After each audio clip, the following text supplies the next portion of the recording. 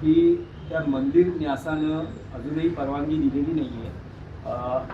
मुख्यमंत्री देवेंद्र फडणवीस त्या मंदिराचे आजीव सदस्य आहेत आणि मंदिर न्यासाचं असं म्हणणं आहे की तिथे कुठल्याही राजकीय आंदोलनाला परवानगी नाही, तरी अद्याप अजून परवानगी मिळालेली नाही. असं आहे, हे रामाचे मालक कोण कधीपासून झाले? कोण कुठल्याही मंदिराविषयी म्हणतो मी. आम्ही अद्याप परवानगी मागितलेली नाही. मी उद्या नागपुरात जाईन, त्यानंतर हे मंदिरा संदर्भातलं जे काम आहे ते कुठे करायचं. बरं, आम्ही रामरक्षा म्हणणार आहोत ना, आम्ही हनुमान चालीसा म्हणणार आहोत.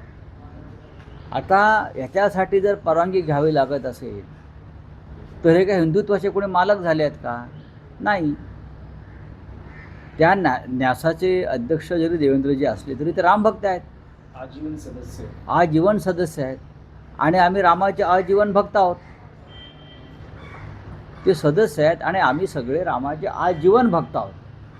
त्याच्यामुळे मला वाटत नाही की कुठल्याही प्रकारे त्याच्यामध्ये वाद निर्माण होईल. नागपूरमध्ये अनेक राम मंदिरं आहेत किंवा या प्रकारच्या धार्मिक संस्था आहेत.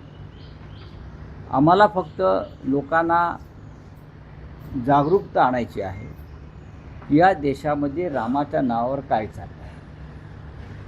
आणि आम्ही जे करतो आहे त्याला खरं म्हणजे देवेंद्र फडणवीस यांनी सुद्धा पाठिंबा दिला पाहिजे, कारण ते आजीवन सदस्य आहेत ना आणि ते करसेवेला गेले होते असं म्हणत आहेत.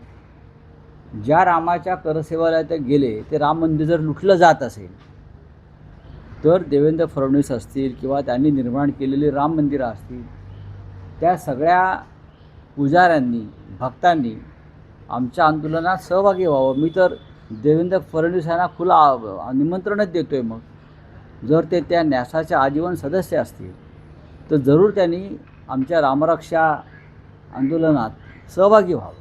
पण रावसाहेब, कदाचित आक्षेप यासाठी असू शकतो, कोणाला रामरक्षा हनुमान चालीसा म्हणण्यास मनाई नाही.